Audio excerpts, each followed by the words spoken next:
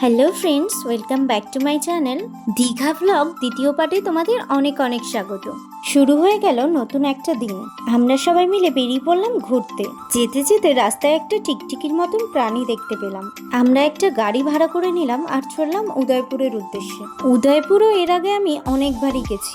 রাস্তার দৃশ্য দেখতে দেখতে দেখলাম এখানে অনেক বড় জগন্নাথের মন্দির নির্মাণ হচ্ছে।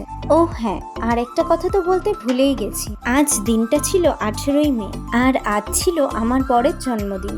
সেটাই সেলিব্রেশনের উদ্দেশ্যে দীঘায় আসা। দেখতে দেখতে আমরা উদয়পুরে পৌঁছেও গেলাম। হেঁটে হেঁটে আমরা বিচের দিকে এগোতে লাগলাম। এই যে বিচের দিকে এরকম কাপড়টা নিয়ে ছাউনি করে তার তলায় সবাই বসে খাওয়া দাওয়া করে। প্রচন্ড রোদ্দুর আর প্রচন্ড গরম ছিল। এপাশ ওপাশ একটু দেখে নিয়ে আমরাও তাড়াতাড়ি দৌড় লাগালাম সেই ছাউনির নিচে। আমার পিছনে যারা ছিল আমি তাদেরকে তাড়াতাড়ি আসার জন্য বলছিলাম। এবার আমরাও একটা চেয়ার টেবিল বুক করে নিয়ে খেতে বসে পড়লাম। আমরা মাছ, কাঁকড়া এইসব অর্ডার দিয়ে সমুদ্রের জলটাকে একটু স্পর্শ করার জন্য গেলাম। আর সমুদ্রের জলে নেমে আমরা মেয়েরা মিলে কিছু রিলস ভিডিও বানাতে শুরু করে দিলাম। সমুদ্রে অনেকক্ষণ ঝাঁপিয়ে আমরা চলে এলাম ওল্ড দীঘায়। দুপুরের লাঞ্চ করার জন্য সোজা একটা হোটেলে এসে বসে খাওয়া শুরু করে দিলাম। খাওয়া দাওয়া সেরে রেস্ট নিয়ে এবার ছিল আমাদের রুমটাকে একটু সাজানোর পালা। পরের জন্মদিন বলে কথা, ডেকোরেশন তো করতেই হবে। সবাই মিলে হাত লাগালো রুমটাকে সাজানোর জন্য। আমাদের হাতে সময় প্রচন্ড কম ছিল। রুম সাজানোর পর মেয়েদের তৈরি হওয়ার জন্য সময়ের দরকার ছিল। আমরা অলরেডি সমুদ্রের পাড়ে প্রচুর টাইম নষ্ট করে ফেলেছি।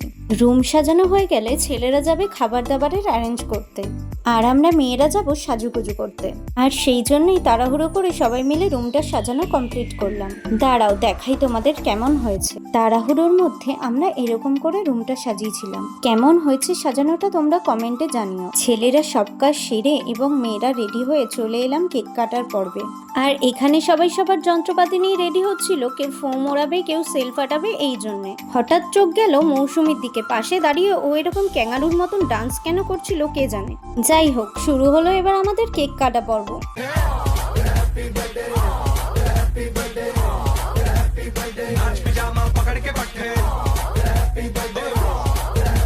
একে অপরকে কেক খাওয়ানো শেষ করে শুরু হলো এবার ফোম মাখানো পর্ব।